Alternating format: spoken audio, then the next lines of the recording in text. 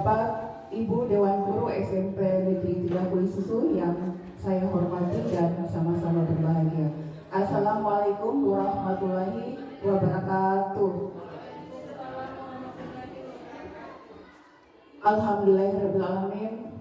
Puji syukur kita panjatkan kehadiran Allah Subhanahu wa Ta'ala yang telah memberikan nikmat kesehatan dan kesempatan kepada kita semua untuk hadir berada di dalam ruangan ini dalam rangka mengikuti diseminasi atau pengimbasan penyebaran pemahaman tentang budaya positif. Kegiatan ini merupakan serangkaian tugas aksi nyata dalam modul 1.4 sebagai calon guru penggerak angkatan 9 dalam program pendidikan guru penggerak. Tak lupa pula kita kirimkan salawat dan salam kepada junjungan kita Nabi besar Muhammad SAW yang telah mengantarkan kita umat manusia dari dunia yang penuh dengan kegelapan ke dunia yang terang benderang, dunia yang penuh dengan teknologi seperti yang sedang kita rasakan saat ini. Pertama-tama saya ingin menyampaikan keberadaan saya di depan bukan berarti saya lebih tahu, tetapi ini merupakan salah satu tugas untuk memberikan penyebaran pemahaman yang telah kami peroleh selama mengikuti pendidikan guru penggerak di angkatan 9 terkait dengan modul 1.4 yaitu budaya positif. Bagaimana kabarnya? Alhamdulillah. Masih semangat ya? Semangat. Kalau saya bilang SMP Negeri 3 Kulisusu, kita menjawab luar biasa ya. SMP Negeri 3 Kulisusu luar biasa. Memang sangat luar biasa. Sebelum kita lanjut, saya minta perhatian dari Bapak Ibu semua. Ada sedikit permainan yang biasa kita kenal dengan ice breaking. Kemudian di sini saya minta perhatian dari Bapak Ibu untuk melihat dan mendengarkan. Jadi melihat dan mendengarkan. Ini berapa? Yang ini berapa? Kalau ini berapa? Kalau ini berapa? Masih tidak tepat.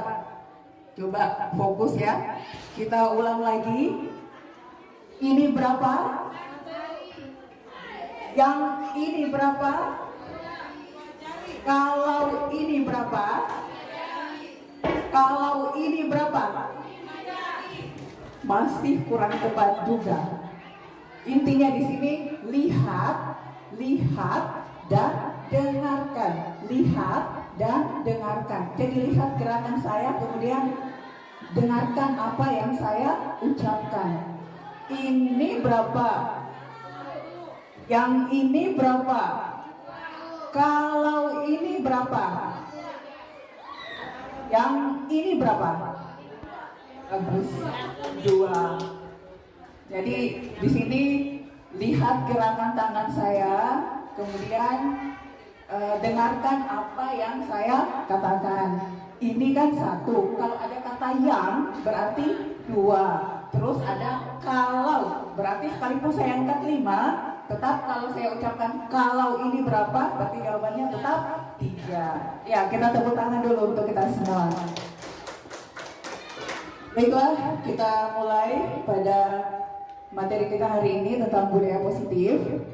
Kita awali dari filosofi pemikiran Ki Hajar Dewantara, di mana menurut Ki Hajar Dewantara, tujuan pendidikan itu adalah menuntun segala kodrat yang ada pada anak-anak agar mereka dapat mencapai keselamatan dan kebahagiaan yang setinggi-tingginya, baik sebagai manusia maupun sebagai anggota masyarakat.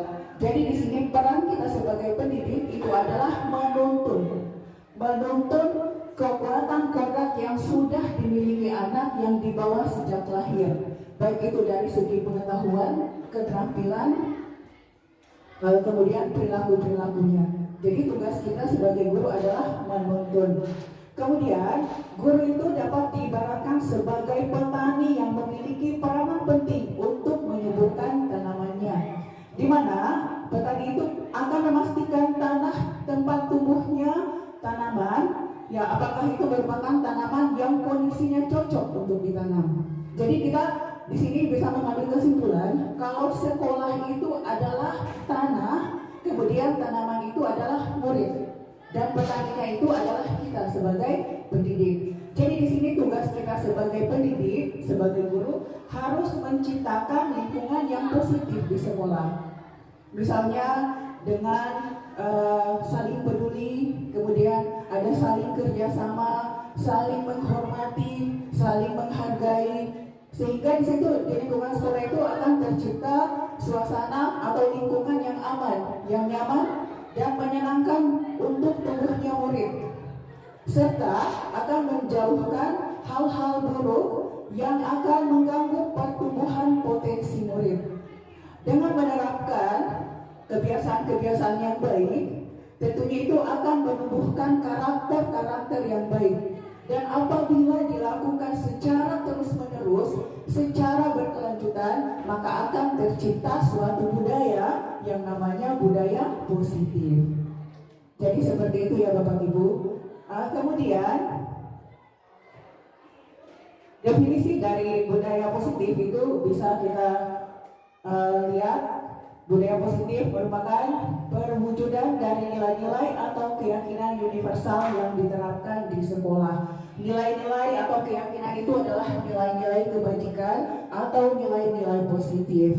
Kalau di lembaga pendidikan, nilai-nilai positif atau nilai-nilai kebajikan itu seperti yang ada pada profil pelajar Pancasila. Keenam dimensi yang terdapat pada profil pelajar Pancasila. Nah sekarang untuk mewujudkan budaya positif di sekolah, tentunya kita sebagai pendidik harus memahami beberapa konsep yang terdapat dalam budaya positif, yang merupakan konsep-konsep utama dalam budaya positif. Yang pertama itu adalah perubahan paradigma. Sebelum kita lanjut Bapak Ibu, kita lakukan sebuah kegiatan di sini dinamakan Cobalah Buka. Jadi di sini bisa kita lakukan secara berpasangan. Ada yang berperan sebagai si A dan berperan sebagai si B. Di sini kita akan mengepalkan tangan kita, di mana di dalam telapak tangan kita itu ada sesuatu yang sangat berharga menurut kita. Kemudian si B yang jadi temannya kita akan merayu kita, akan membujuk, atau bahkan mungkin memarahi atau mengintimidasi, atau bahkan mungkin dia akan merayu dengan memberikan uang supaya kita membuka telapak tangan kita. Bisa dilakukan selama 30 menit dan dilakukan secara bergantian 30 detik. Kemudian dilakukan secara bergantian dan kita akan menjawab beberapa pertanyaan setelah kita lakukan. Kita mulai ya, 30 detik. Siapa yang ngundang?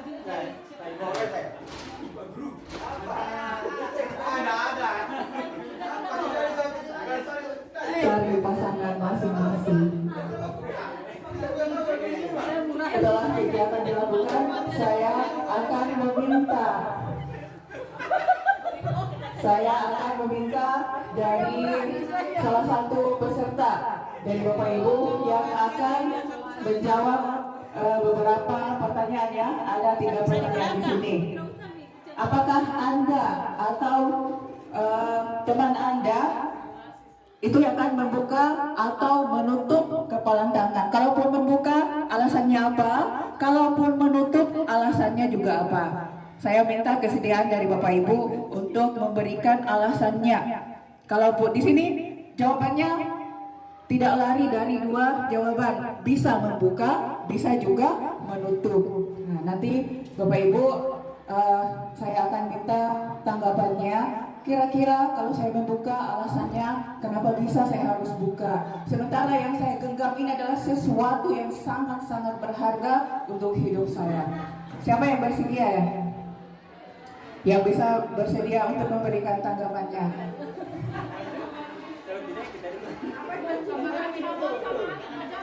Kegiatan cobalah buka ini ada siswa yang terlambat. Kegiatan cobalah buka.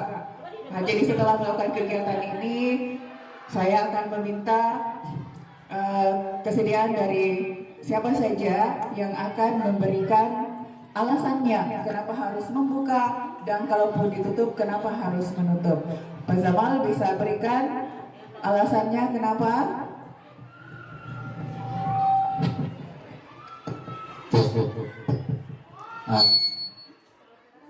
Oke. Harusnya Pak Mahrumi yang jawab ini karena dia yang kebal tangannya tadi. Terima kasih Pak atas kesempatan diberikan kepada saya. Tadi Pak Jamal sudah merayu saya. Bagaimana caranya karena saya supaya saya buka.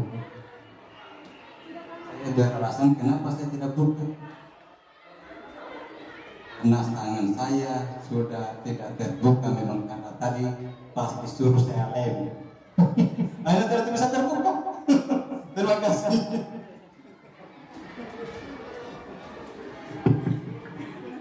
Ya, terima kasih Pak atas tanggapannya. Terus ada lagi yang mau memberikan tanggapan? Ya, dipersilahkan Ibu Munawar.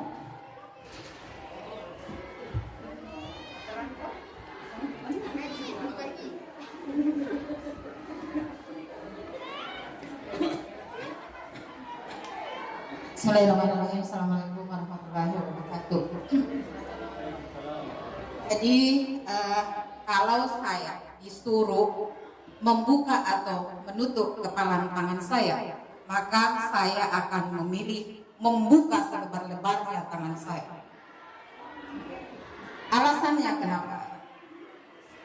Ketika saya telah melalui, ini saya misal contoh, melalui sebuah pembelajaran atau melalui sebuah pendidikan seperti pendidikan guru penggerak kemarin, maka kenapa saya harus buka?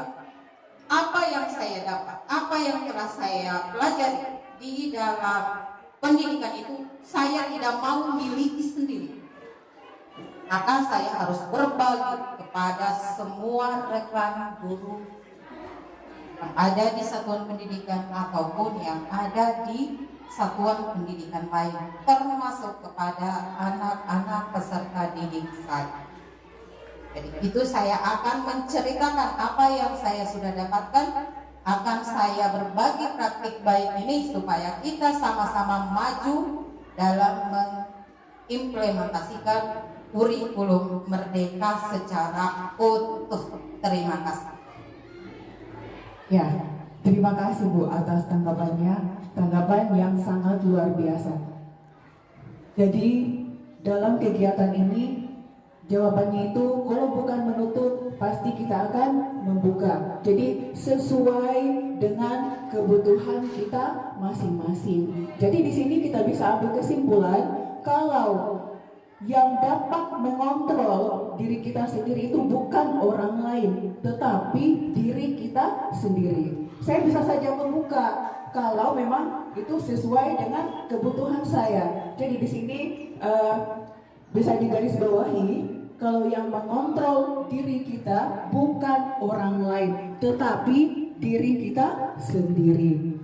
Nah, ini kita sendiri yang memegang kontrol atas kepalan tangan kita. Apakah kita mau membuka atau menutup kepalan tangan kita, itu bergantung pada diri kita masing-masing, sesuai dengan kebutuhan dasar kita saat itu, sesuai dengan kebutuhan yang akan kita penuhi pada saat itu.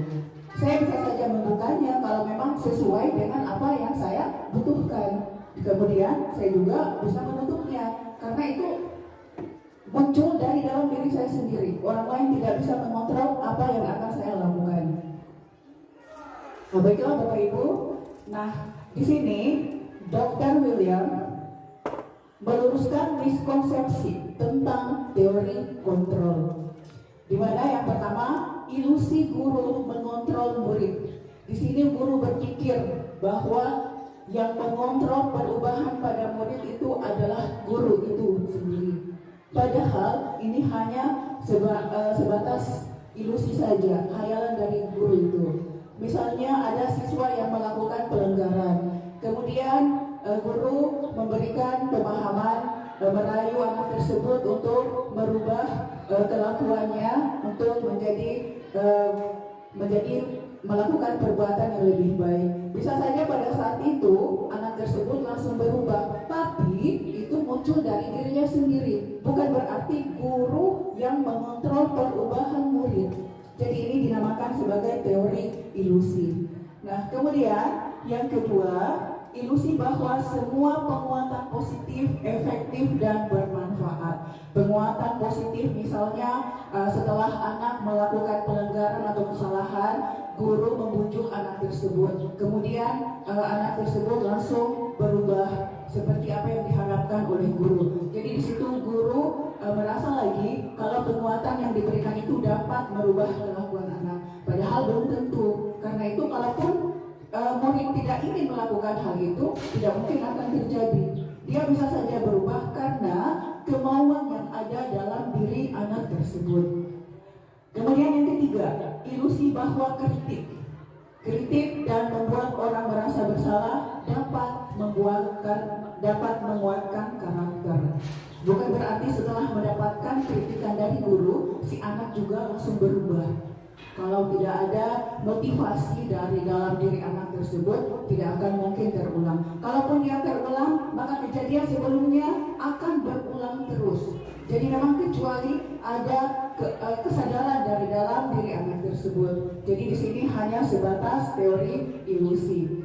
Kemudian ada juga orang dewasa itu memiliki hak untuk memaksa. Bukan berarti kita sudah dewasa, kita harus memaksakan apa yang kita inginkan terhadap murid-murid kita. Jadi jawabannya sama, kalau tidak ada keinginan dari dalam diri anak, maka itu tidak akan terjadi. Jadi itu harus kesadaran dari anak sendiri.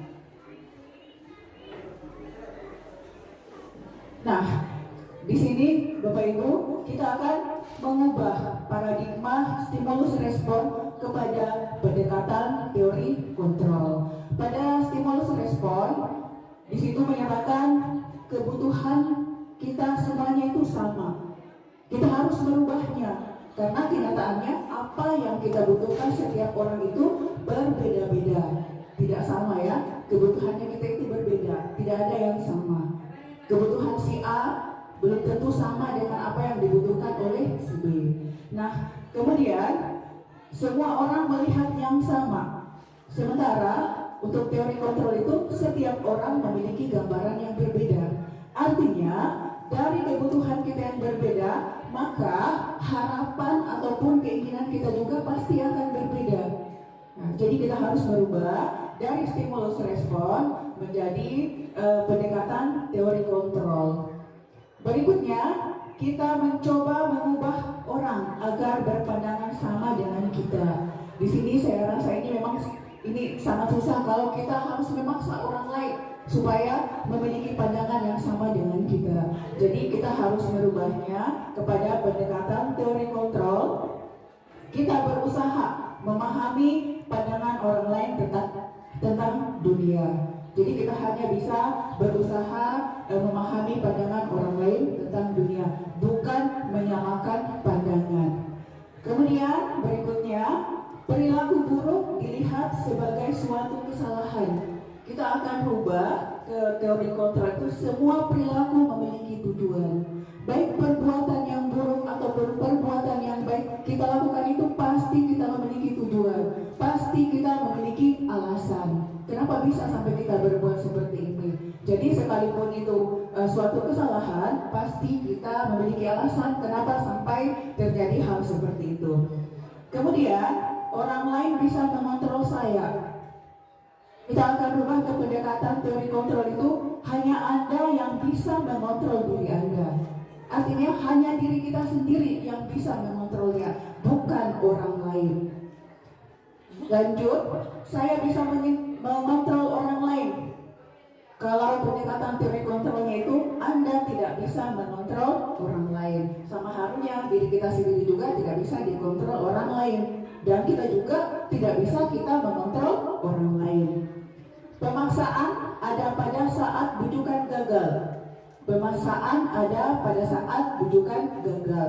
Misalnya seorang anak yang melakukan kesalahan, kemudian dinasehati, dibujuk, tapi tidak mau juga berubah. Akhirnya pemaksaanlah yang muncul. Jadi kita akan merubah pandangan ini ke pendekatan teori kontrol, kolaborasi dan konsensus, menciptakan pilihan-pilihan baru. Artinya kita melakukan komunikasi yang efektif dengan anak yang melakukan pelanggaran. Jadi jangan langsung menyatakan kalau dia bersalah. Jadi kita harus melakukan komunikasi, kita menanyakan alasannya kenapa dia berbuat seperti itu. Jadi di sini terjadi komunikasi yang efektif antara kedua belah pihak.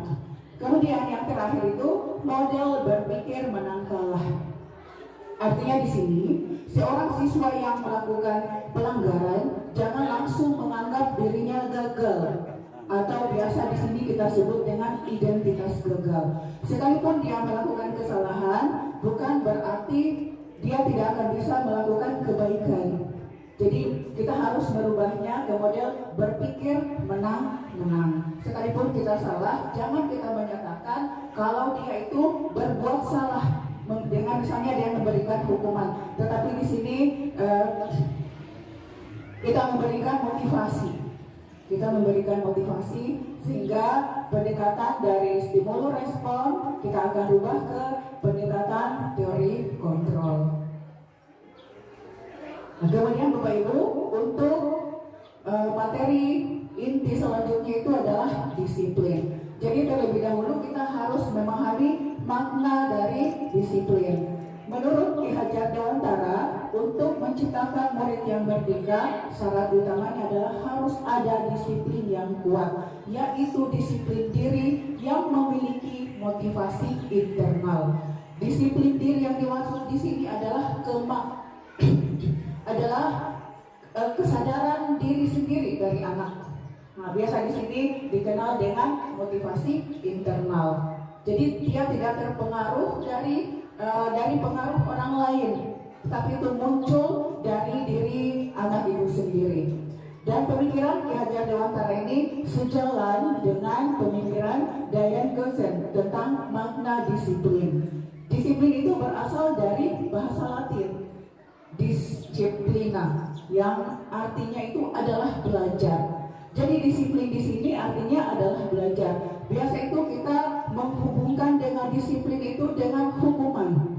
Padahal sebenarnya disiplin itu artinya adalah belajar, proses belajar murid.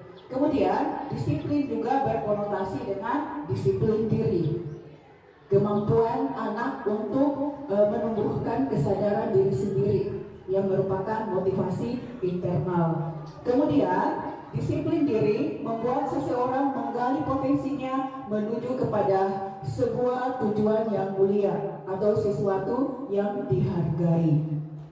Ini berdasarkan nilai-nilai kebajikan.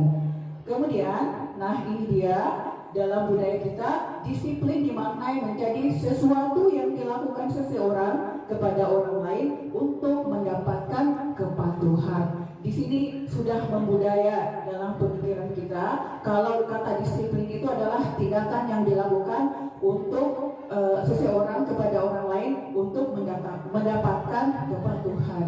Padahal disiplin itu sendiri dapat diartikan sebagai belajar. Nah, dari sini muncul konsep untuk disiplin positif, di mana disiplin positif itu adalah kemampuan memerintah diri sendiri dalam mengontrol dan menguasai diri untuk memilih tindakan yang mengacu pada nilai-nilai yang kita hargai dengan penuh tanggung jawab tanpa terperintah dari orang lain. Ya, tidak ada pengaruh dari orang lain. Nilai-nilai yang kita hargai itu yang mana? Nilai-nilai kebajikan. Ini nilai-nilai yang kita hargai adalah nilai-nilai kebajikan yang universal. Untuk lembaga pendidikan kita itu nilai-nilai kebajikannya adalah sesuai dengan ke-6 dimensi yang terdapat pada profil pelajar Pancasila. Yang pertama itu beriman, bertakwa kepada Tuhan Yang Maha Esa dan berakhlak mulia. Kemudian yang kedua, berkebinekaan global, bergotong royong, kreatif, bernalar kritis, dan mandiri. Jadi inilah nilai-nilai yang harus kita terapkan, kemudian kita yakini sehingga akan menghasilkan karakter, kemudian budi pekerti yang luhur, berakhlak. Ini sudah sesuai dengan visi sekolah kita yang mana menciptakan generasi yang mencirikan profil pelajar Pancasila. Nah, selanjutnya konsep berikutnya yang merupakan konsep inti dalam budaya positif itu adalah teori motivasi perilaku manusia. Terdapat 3 teori perilaku manusia. Yang pertama, untuk menghindari ketidaknyamanan atau hukuman. Orang-orang yang berada pada posisi ini itu akan selalu bertanya, apa yang akan terjadi apabila saya tidak melakukannya? Itu akan muncul pertanyaan seperti itu. Misalnya, kita sebagai guru, setiap hari kita diwajibkan untuk datang tepat waktu. Kalau memang kita lakukan hal itu, kita tidak ingin terlambat, motivasinya untuk menghindari teguran dari pimpinan atau mungkin untuk menghindari teguran dari teman-teman guru yang lain, maka itu dinamakan motivasi eksternal. Karena kita lakukan karena ada pengaruh dari luar, pengaruh dari orang lain. Nah, kemudian Bapak Ibu, kita lanjut yang kedua, untuk mendapatkan imbalan atau penghargaan dari orang lain. Di sini orang yang termotivasi karena untuk mendapatkan imbalan atau penghargaan dari orang lain ini akan selalu bertanya, apa yang akan saya dapatkan apabila saya melakukannya? Contohnya, guru datang tepat waktu karena ingin mendapat pujian dari pimpinan. Nah, itu juga motivasi dari luar atau disebut dengan motivasi eksternal. Kemudian, kalaupun yang ketiga, untuk menjadi orang yang mereka inginkan dan menghargai diri sendiri dengan nilai-nilai yang mereka percaya. Nah, di sini orang akan selalu bertanya, akan menjadi orang yang seperti apa apabila saya melakukannya. Jadi ini dilakukan atas kemauan diri sendiri karena merasa bertanggung jawab. Saya harus datang tepat waktu, bukan karena untuk menghindari teguran dari pimpinan ataupun bukan untuk menghindari untuk mendapatkan pujian dari pimpinan, tetapi itu muncul dari kesadaran saya sendiri. Dan inilah yang disebut dengan motivasi internal yang merupakan tujuan disiplin positif. Baiklah Bapak Ibu, masih semangat? SMP Negeri 30 Susu masih luar biasa ya, sekalipun di luar cuaca sangat panas. Selanjutnya ada hukuman, konsekuensi, dan restitusi. Nah, di sini hukuman dan konsekuensi, apakah ada perbedaan atau mungkin persamaannya antara hukuman dan konsekuensi? Ada yang bisa memberikan contoh mungkin? Untuk hukuman dan konsekuensi, ada yang bisa memberikan tanggapannya? Atau kita lanjut saja dulu ya Bapak Ibu? Oke, lanjut. Hukuman itu bersifat tidak terencana atau tiba-tiba. Misalnya, ada siswa yang terlambat, langsung disuruh misalnya angkat air, dan ini dari murid ini dia tidak tahu ternyata hukuman yang akan dia jalani karena terlambat itu adalah mengangkat air. Artinya belum ada kesepakatan antara guru dan murid. Guru hanya memerintah dan murid hanya menerima. Makanya di sini bersifat satu arah. Kemudian hukumannya itu bisa berupa fisik maupun psikis. Nah, kalau disuruh mengangkat air tadi itu berupa fisik, kalau psikis itu bisa dari kata-kata. Ya. Selanjutnya, kalau konsekuensi itu sudah terencana. Sudah terencana atau sudah disepakati antara guru dan murid.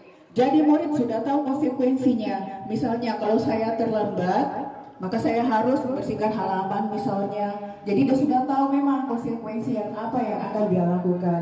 Sehingga di sini bersifat dua arah. Karena antara pihak guru dan pihak murid itu sudah tahu konsekuensi dari pelanggaran yang telah dilakukan. Kemudian restitusi. Restitusi ini proses kolaboratif yang mengajarkan murid untuk mencari solusi atas masalahnya sendiri. Dan ini akan dibahas lebih lanjut.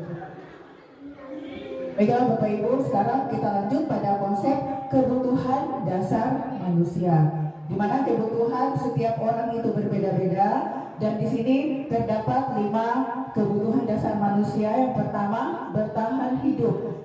Kemudian kebutuhan akan kasih sayang dan rasa diterima. Kemudian kebebasan, kesenangan, dan penguasaan. Baiklah Bapak Ibu, kita akan lanjut untuk memahami konsep kebutuhan dasar manusia.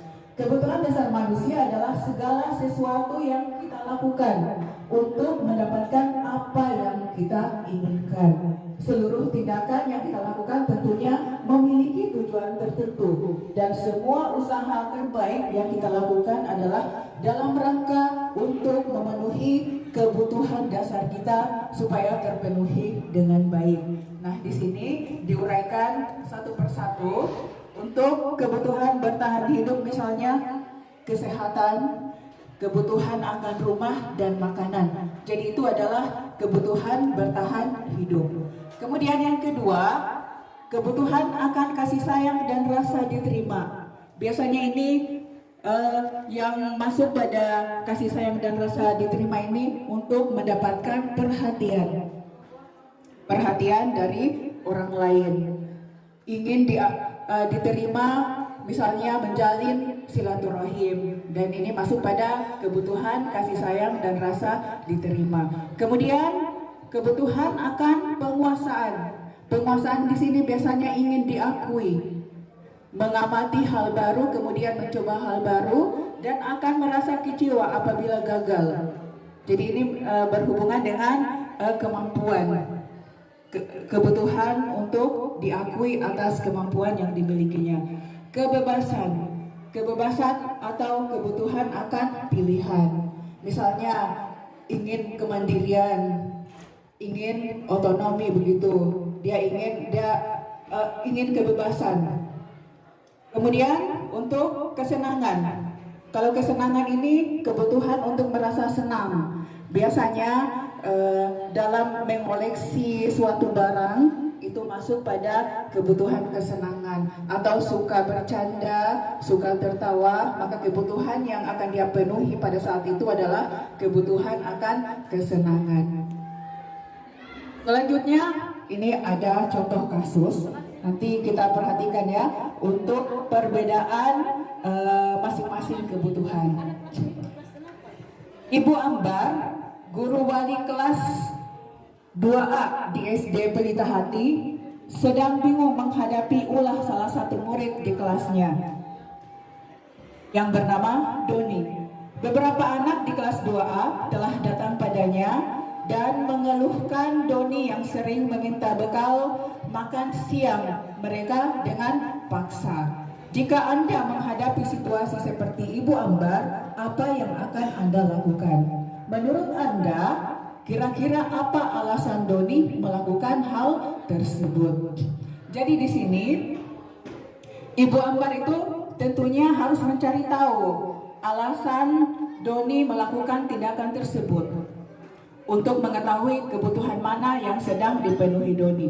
Jadi di sini bisa dilihat berdasarkan jawaban dari Doni. Kira-kira dia akan memenuhi kebutuhan yang mana?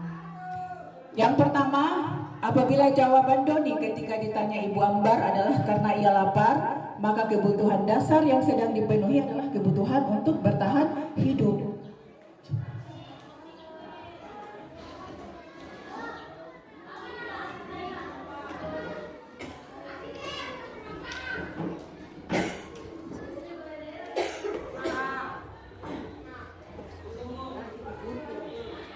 Kemudian apabila Doni menjawab bahwa alasannya mengambil bekal temannya karena dia merasa senang temannya jadi memperhatikan dia, maka itu kebutuhan yang hendak dipenuhi Doni adalah kebutuhan akan kasih sayang karena dia menginginkan perhatian dari temannya tersebut.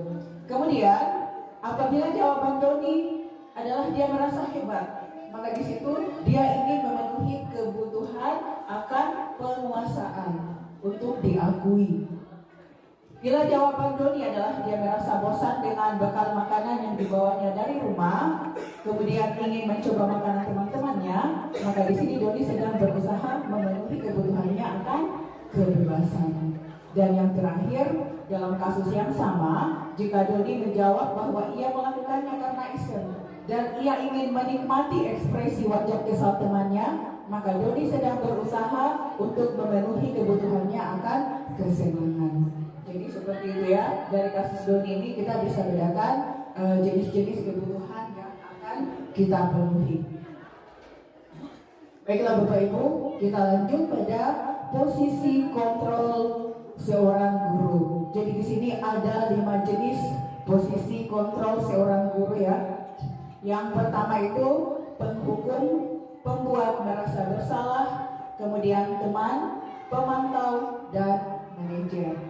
Kita mulai dari yang pertama. Kita gunakan kasus siswa terlambat dan masuk halaman sekolah itu lewat pagar. Ini adalah pelanggaran, misalnya pelanggaran yang dilakukan oleh siswa kita.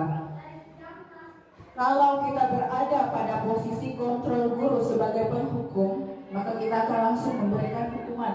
Misalnya lari keliling lapangan 2 kali putaran. Maka itu kita berada pada posisi kontrol sebagai penghukum. Kemudian apabila ada pernyataan, berapa kali ibu harus memberitahu kamu ya, kamu selalu saja mengecewakan ibu. Maka di sini kita berada pada posisi pembuat merasa bersalah.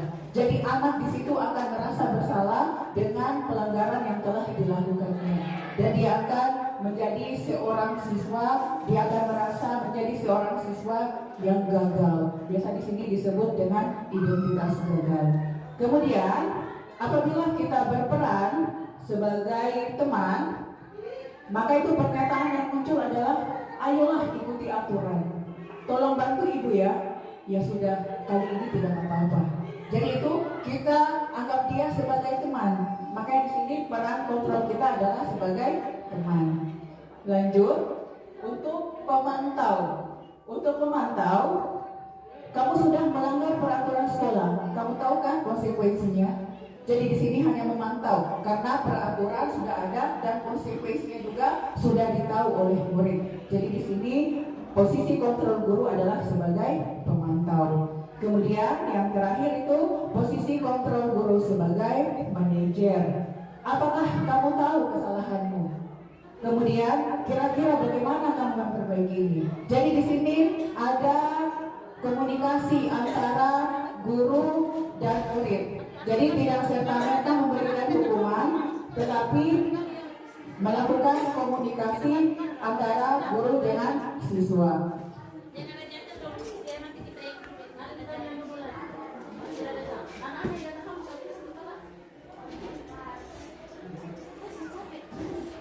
Oke, lanjut ya. Nah, dari sini kita bisa lihat posisi penghukum itu seperti apa, kemudian dampaknya. Pertama itu posisi penghukum biasanya berbicara dengan nada tinggi atau menghardik. Nah, itu posisi kontrol guru sebagai penghukum. Hukumannya bisa berupa fisik maupun psikis. Dan dampaknya murid akan pendendam atau memberontak, dan bahkan murid tersebut akan tidak menyukai guru tersebut, tidak menyukai guru atau mata pelajaran yang diambilnya. Itu adalah dampak dari posisi kontrol guru sebagai penghukum. Kemudian untuk posisi pembuat merasa bersalah, di sini membuat murid merasa bersalah atau menjadikan murid sebagai identitas gagal dan akan menyimpan emosi negatif dalam dirinya. rendah diri, dan menarik diri dari lingkungan. Dampaknya, murid merasa gagal dan tidak berharga. Dan biasanya kalau di sini dampak yang lebih besar pengaruhnya itu terhadap mental dari murid. Karena dia ada perasaan merasa gagal, tidak bisa memenuhi apa yang diinginkan. Selanjutnya untuk posisi teman. Suara guru di sini akan ramah dan murid akan merasa senang. Hanya saja dampaknya murid akan bergantung hanya pada orang tersebut. Kalau pada guru lain belum tentu dia akan melakukan hal yang sama. Jadi dia hanya bergantung pada satu orang dan murid tidak mandiri dan tidak bisa berpikir untuk diri sendiri karena dia sudah menggantungkan apa yang dia inginkan pada satu orang. Kemudian pada posisi pemantau. Pada posisi pemantau itu guru mengarahkan murid berdasarkan peraturan dan konsekuensi. Jadi sudah ada peraturan dan sudah terdapat konsekuensi. Seorang pemantau menunjukkan bahasa tubuh dan wajah yang datar dan cenderung formal. Dampaknya tidak sepenuhnya mandiri. Jadi siswa tidak akan sepenuhnya mandiri. Dan yang terakhir itu pada posisi manajer. Nah, pada posisi manajer inilah sebaiknya posisi kita sebagai guru berada pada posisi sebagai manajer, di mana suara manajer itu netral, tidak emosional, tidak terlalu ramah, dan tidak juga bernada tinggi. Guru akan dengan tulus mengajukan pertanyaan-pertanyaan bermakna agar membuka pikiran murid.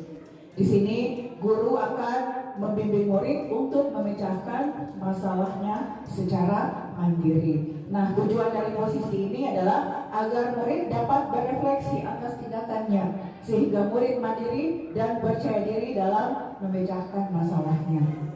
Artinya, di sini murid sudah tahu apa kesalahannya, kemudian nilai-nilai apa yang telah dia tidak kembangkan, tidak ditunjukkan, dan murid juga berusaha untuk mencari solusi atas permasalahannya sendiri.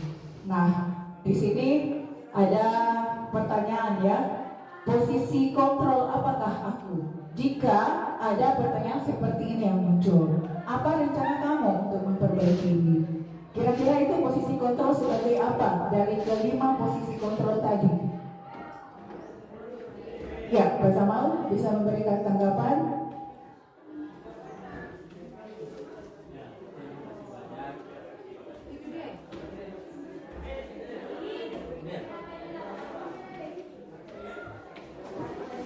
Jika ada pernyataan, apa rencana kamu untuk memperbaiki ini?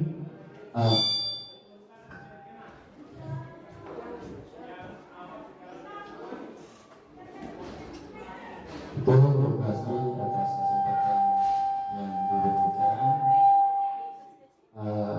Kalau diberikan pilihan posisi mana yang akan saya ambil pada beberapa posisi kontrol tadi, mungkin saya ambil posisi pada manajer.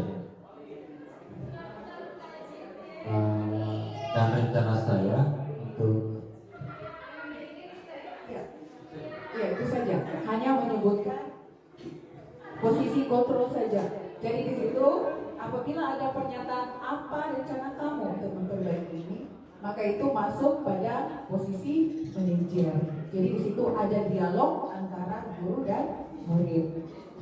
Kemudian yang kedua, jika ada pertanyaan, gimana coba kalau orang tua kamu tahu kamu berbuat begini?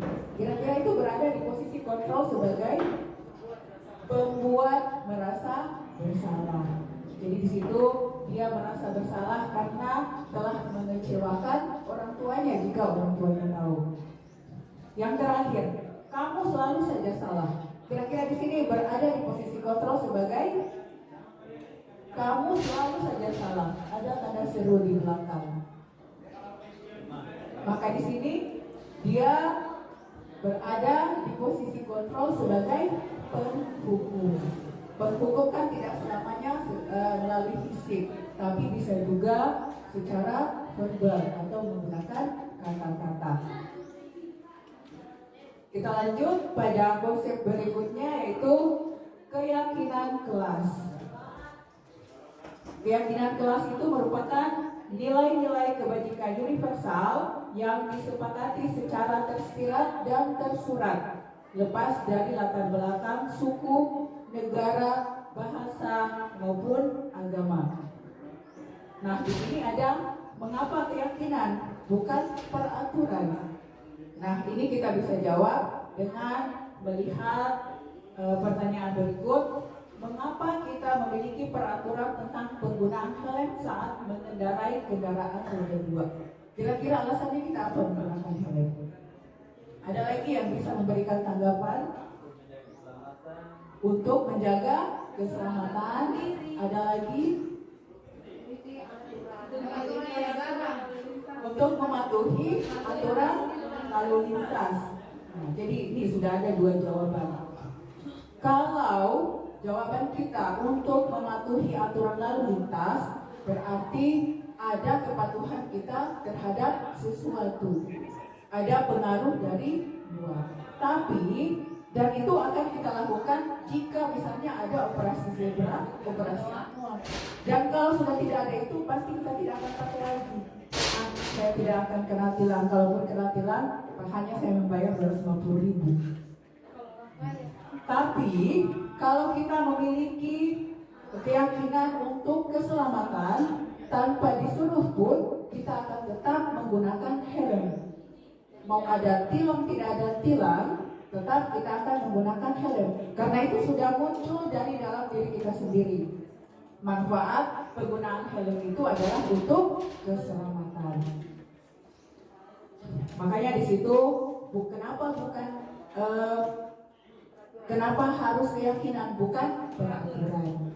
Nah, sekarang kita lanjut ini untuk pembentukan keyakinan kelas.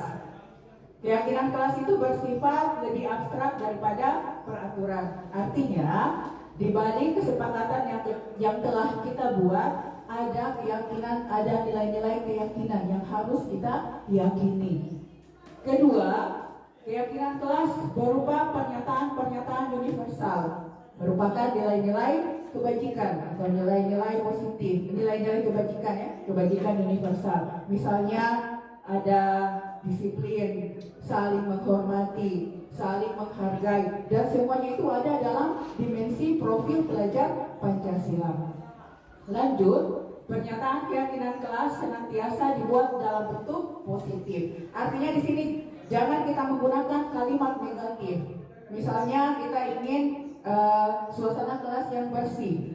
Jangan kita tulis di situ, jangan membuang sampah sembarangan. Ada kata jangan, itu adalah kalimat negatif. Jadi kita rubah ke kalimat positif. Misalnya menjaga kebersihan kelas. Jadi itu ya. Kemudian keyakinan kelas hendaknya tidak terlalu banyak. Jadi ini minimal tiga saja dan maksimal 7 supaya anak-anak gampang diingat. Keyakinan kelas sebaiknya sesuatu yang dapat diterapkan di lingkungan tersebut, yang sesuai dengan kondisi lingkungan kita. Semua warga kelas hendaknya ikut berkontribusi dalam pembuatan keyakinan kelas lewat kegiatan curah pendapat. Artinya dalam pembuatan keyakinan kelas itu kita harus libatkan murid. Di sini guru memandu murid untuk membuat kesepakatan. Di balik kesepakatan tersebut ada nilai-nilai yang harus mereka yakini. Jadi ada keterlibatan antara murid dan guru. Selanjutnya, bersedia meninjau kembali keyakinan kelas dari waktu ke waktu.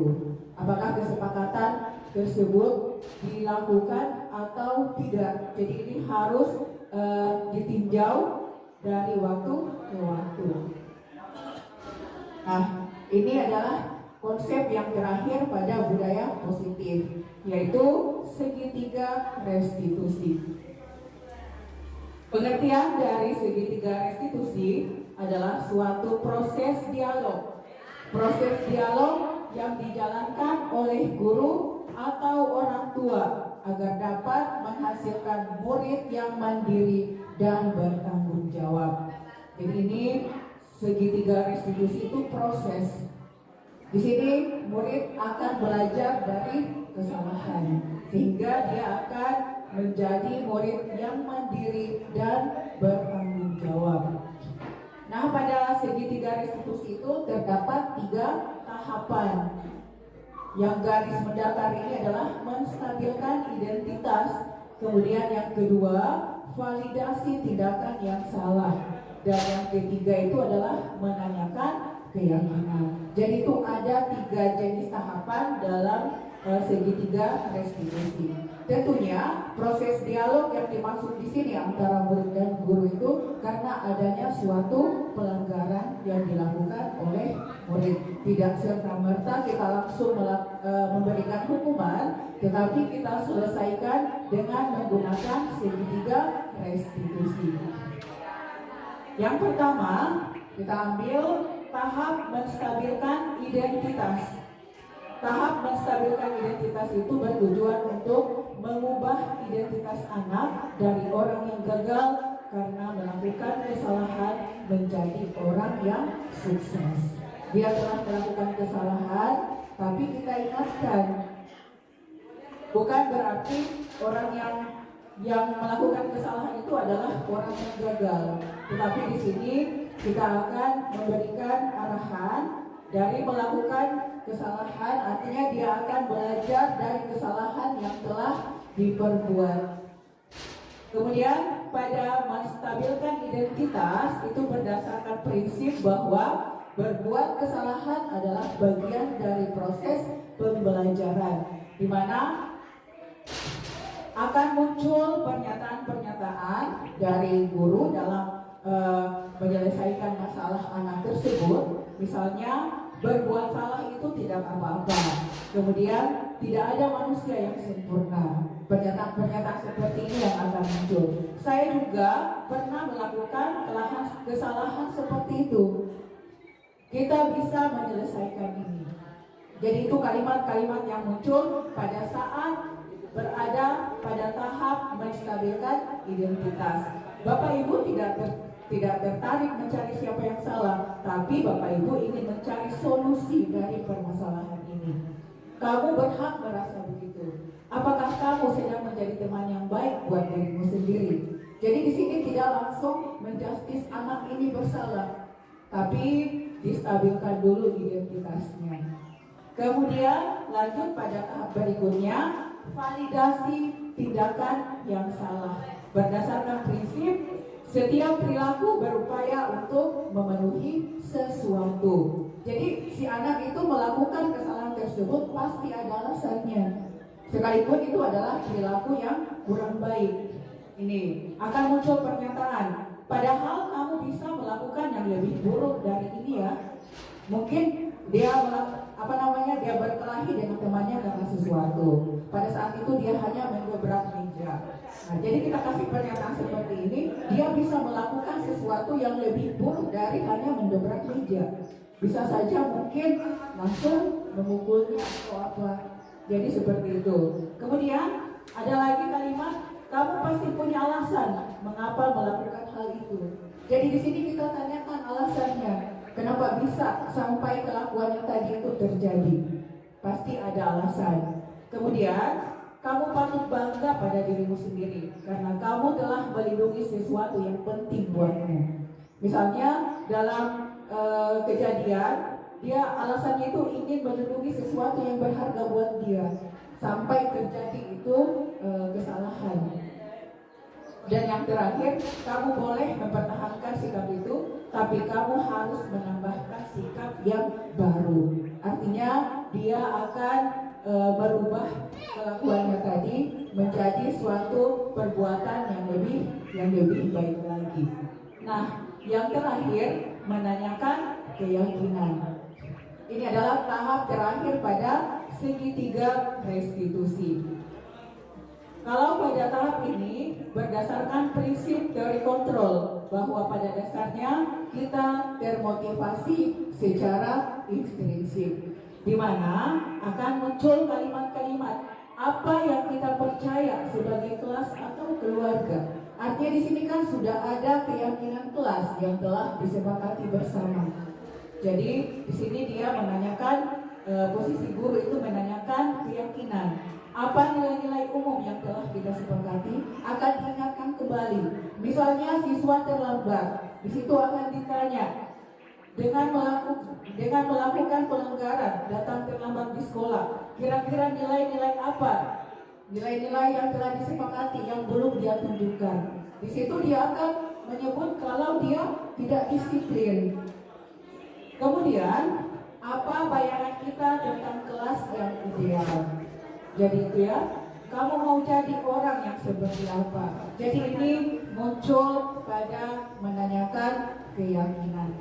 Tahap terakhir pada segitiga restitusi.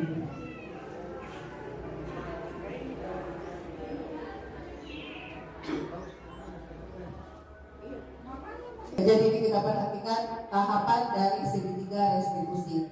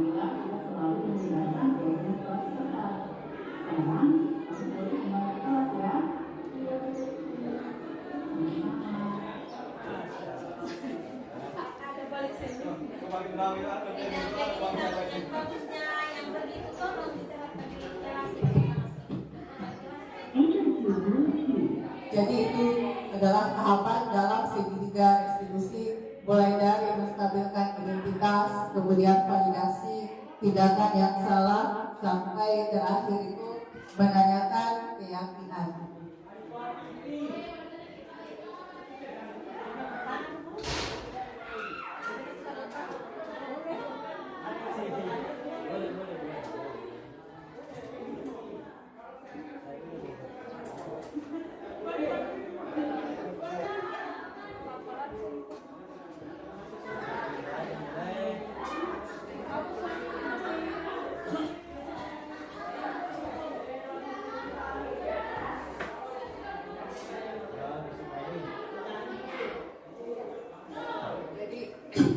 Itu tadi sudah bagian terakhir dari konsep-konsep inti yang terdapat dalam budaya positif, sehingga dari kegiatan tadi itu kita bisa mengambil beberapa kesimpulan untuk menciptakan budaya positif. Tentunya dari kerjasama antara semua warga sekolah, baik murid, kemudian dewan guru, kepala sekolah, dan tentunya keterlibatan dari orang tua murid. sebagai guru seharusnya itu kita berada pada posisi kontrol sebagai manajer.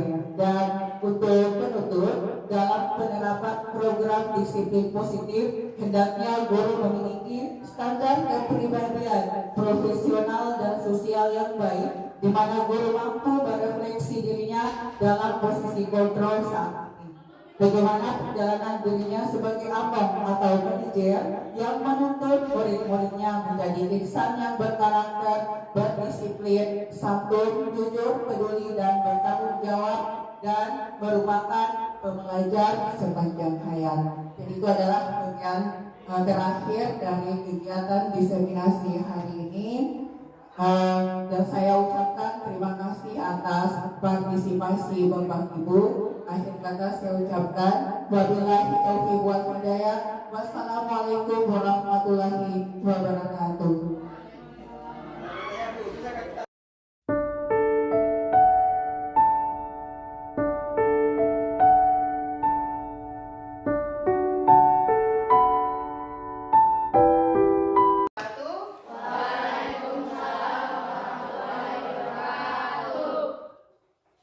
Kabarnya hari ini bagaimana? Baik. Alhamdulillah ya. Jadi kegiatan kita sekarang itu kita akan membuat keyakinan kelas. Pernah dengar keyakinan kelas? Tidak. Ya, belum. Itu keyakinan kelas sudah mirip-mirip dengan peraturan kelas. Kalau di sekolah ada yang namanya tata tertib kan? Ya. Itu berlaku untuk sekolah. Dan sekarang kita juga akan membuat keyakinan untuk kelas kita, khusus untuk kelas 7. Kenapa harus ada keyakinan kelas? Kenapa harus ada keyakinan kelas? Tujuan kita membuat keyakinan kelas itu supaya suasana kelasnya kita itu aman, kemudian nyaman, kemudian apalagi suasana belajarnya kita itu menyenangkan. Apa yang ada di dalam keyakinan kelas itu? Ada nilai-nilai kebajikan yang akan kita yakini. Contohnya, tahu itu nilai kebajikan? Nilai-nilai positif. Contohnya itu misalnya saling menghormati. Kalian inginkan begitu toh? Dalam kelasnya saling menghormati? Iya. Kemudian disiplin. Pesa, inginkan kelas yang tenang, tidak boleh ribut, misalnya seperti itu. Siapa lagi yang mau kelas yang tidak ribut, tidak gaduh? Ya, semuanya mau kelas yang seperti itu. Jadi kita buat keyakinan yang akan kita sepakati bersama. Siapa yang sepakati? Kalian semua bersama dengan guru. Kalau kita sudah buat kesepakatan, maka kita harus yakini. Kita harus yakini supaya yang kita sepakati itu tanpa disuruh kita sudah lakukan, yang muncul dalam diri kita sendiri. Oh, saya tidak boleh seperti ini karena ada nilai-nilai yang harus saya terapkan. Itu maksudnya. Misalnya, saya kasih contoh. Ada kesepakatannya kita itu kalau ulangan tidak boleh apa? Tidak boleh menyontek. Nilai keyakinannya apa? Jujur. Karena kalau kita sudah tidak menyontek, berarti muncul dalam diri kita itu saya ini sudah menerapkan nilai-nilai kejujuran. Seperti itu. Sudah paham ini? Intinya dalam membuat kesepakatan kelas itu, apa yang kita inginkan dengan kelas kita itu yang kamu tulis. Dan guru akan bagikan kertas. Nanti ditulis di dalam kertas, tiap orang menuliskan satu, kemudian kita sama-sama tempel. Itu Bu Guru sudah siapkan di depan ya. Jadi di situ ditempel, tidak usah tuliskan namanya, cukup kamu tulis saja, kemudian bawa di depan tempel. Seperti itu ya. Bisa dipahami kan? Bisa. Ini sekarang Bu Guru bagikan.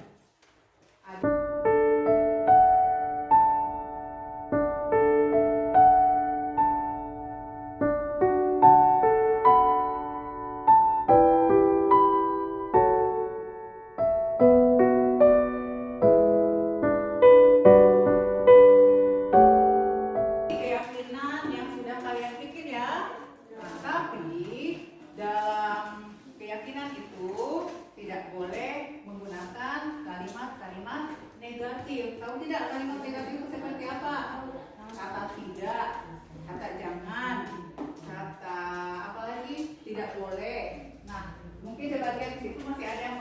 dengan kalimat negatif, kita akan rubah ke kalimat positif supaya akan menjadi kalimat-kalimat positif dalam kesepakatan kelas yang akan berlaku di kelas 7.1.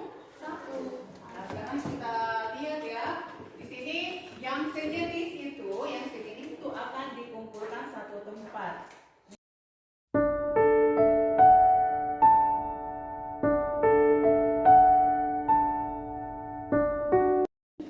Dari kesepakatan yang kalian bikin ini ada 1, 2, 3, 4, 5, 6.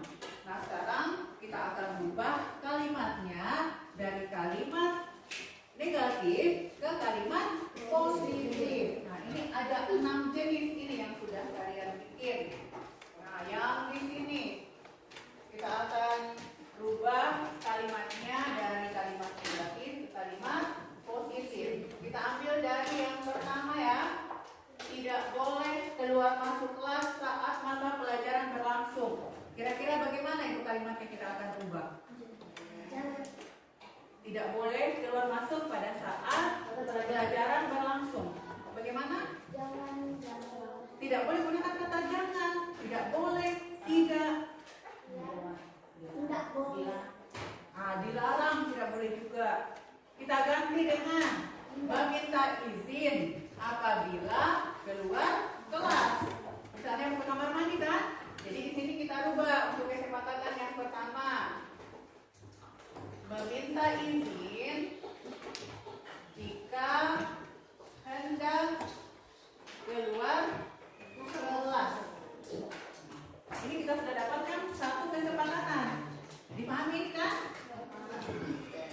Di balik kesepakatan ini ada nilai-nilai positif yang terdapat. Kalau meminta izin sama guru, kira-kira itu masuk sikap seperti apa? Menghormati kan? Nah, berarti di balik kesepakatan ini sudah muncul nilai-nilai positif, yaitu saling menghormati atau saling menghargai. Seperti itu. Bisa ya? Nah, kemudian yang kedua,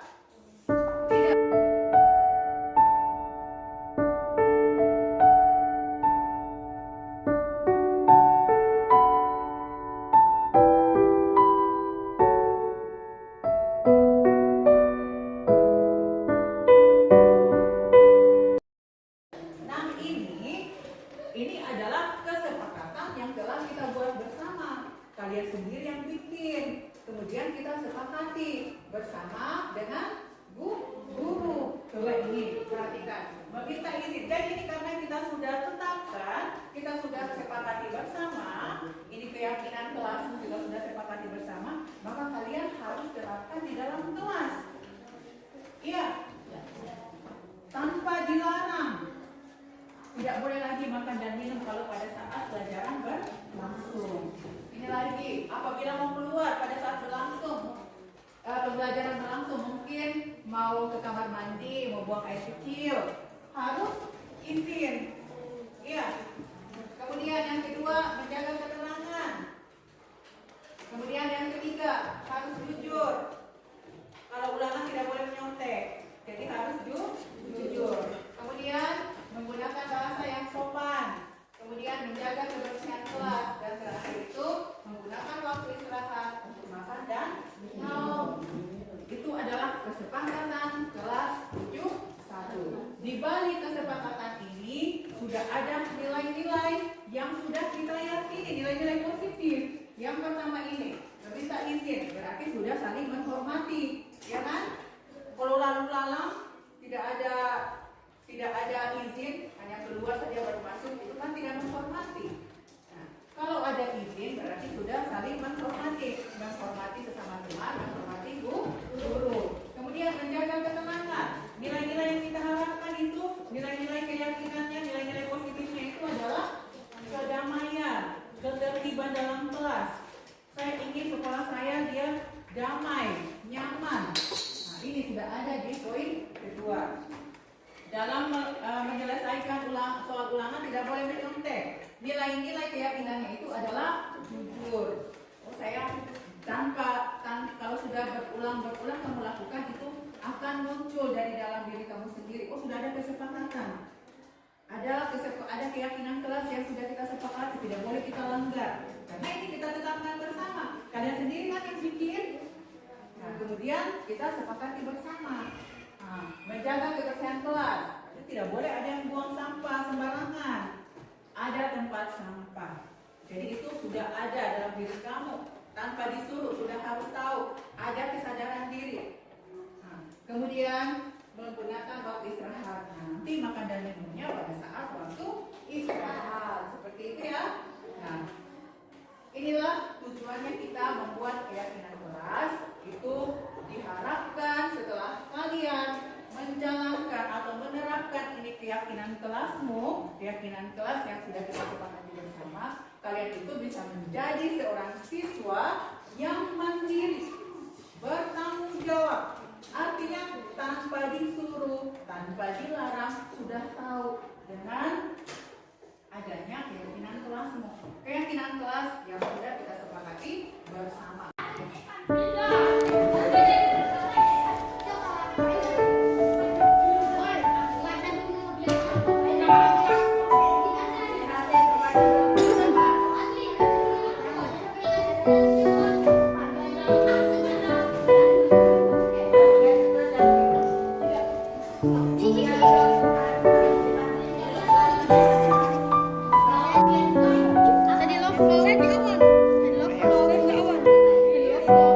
Masing-masing tanda tangan ya.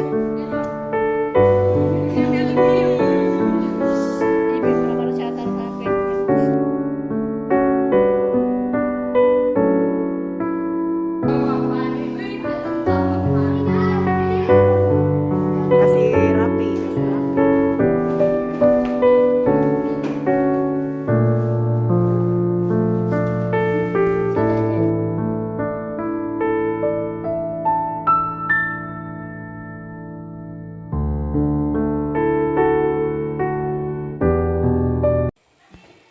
Nama saya Reza Angeli dari kelas 71. Perkenalkan, nama saya Fani Nur Aisyah dari kelas 71. Perkenalkan, nama saya Wafitra Agresta dari kelas 71.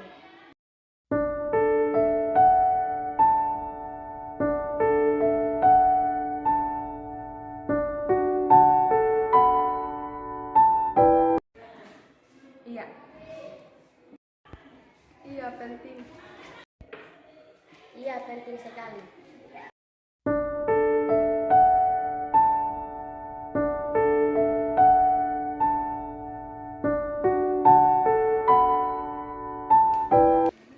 Supaya tercipta suasana kelasku yang nyaman. Supaya saya dapat menjadi siswa yang bertanggung jawab. Supaya kelas saya tetap bersih.